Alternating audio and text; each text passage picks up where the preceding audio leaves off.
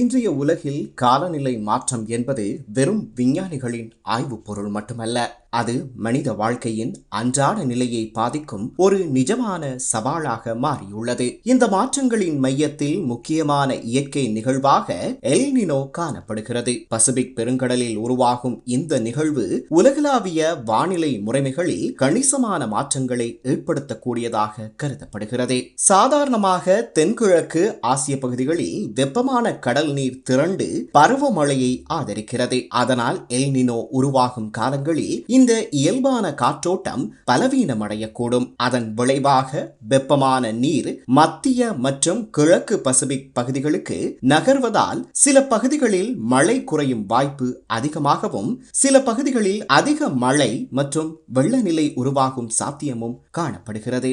இம்முறை El Nino நிகழ்வு உலகளாவிய வெப்பமயமாதலுடன் இணைந்து செயல்படுவதால் அதன் தாக்கம் மேலும் தீவிரமாக உணரக்கூடும் என பல ஆய்வுகள் சுட்டிக்காட்டுகின்றன. உலகின் பல பகுதிகளில் சாமானிய அளவை விட அதிகமான வெப்பநிலைகள் பதிவாகும் சாத்தியங்கள் அதிகரித்துள்ளன. நீண்டகால வறட்சி நிலைகள் உருவாகும் அபாயமும் எதிர்பாராத கனமழை காரணமாக சில இடங்களில் வெள்ள பாதிப்புகள் அதிகரிக்கும் சாத்தியமும் உள்ளது. இதனால் உணவு தயாரிப்பு மற்றும் வலிசக்தி ஆற்றல் உற்பத்தி துறைகளில் சவாலுக்கு முகம் கொடுக்க நேரிடும். இந்த உலகளாவிய மாற்றங்களின் தாக்கம் இலங்கையிலும் உணரப்படலாம். பருவ மழையை மையமாக கொண்ட நாடாக இருப்பதால் தென்மேற்கு பருவப்பெயர்ச்சி மழை முறைமையில் மாற்றங்கள் ஏற்படும் சாத்தியமும் நிலவுகிறது.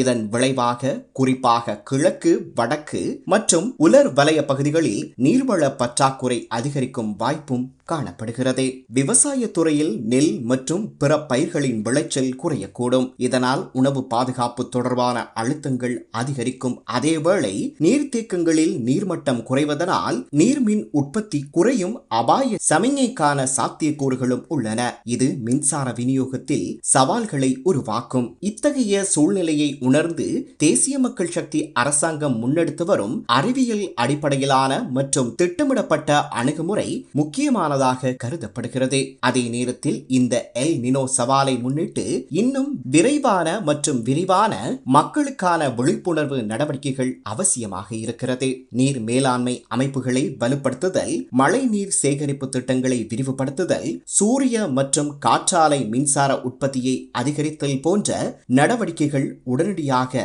முன்னுரிமை பெற வேண்டியவையாக இருக்கக்கூடும். விவசாய துறையில் வறட்சியை தாங்கக்கூடிய பயிர்களை ஊக்குவிக்கும் கொள்கைகளும் முக்கியத்துவம் பெறுகின்றன. தனிநபர் மட்டத்திலும் நிறுவன ரீதியாகவும் நீர் மற்றும் மின்சார பயன்பாட்டில் சிக்கனத்தை கடைபிடிப்பது, மழைநீர் சேகரிப்பு போன்ற நடைமுறைகளை நடைமுறைப்படுத்துவது, ஆஃப் கிரிட் சோலார் திட்டத்திற்காக மக்களை ஊக்குவிக்கும் செயற்பாடுகள் போன்றவை இந்த சவால்களை குறைப்பதில் பெரிதும் உதவும். முடிவாக பேரழிவுகள் நிகழ்ந்த பிறகு நடவடிக்கை எடுப்பதை விட அவை உருவாகும் முன்பே தயாராக இருப்பதே நல்லாட்சியின் அடையாளமாகவும் சமூக பொறுப்பாகவும் கருதப்படுகிறது. எனவே வள்ளுவனின் வாக்கோடு இன்றைய நிழலின் உண்மை முகத்தை நிறைவு செய்கிறோம். வருமுன்னர் காவாதான் வாழ்க்கை எரிமுன்னர் வைத்தூறு போல கெடும். துன்பம் வரும் முன்னரே அதை காத்துக் கொள்ளாதவனுடைய வாழ்க்கை நெருப்பின் முன் வைக்கப்பட்ட வைக்கோல் போர் போல அழிந்துவிடும்.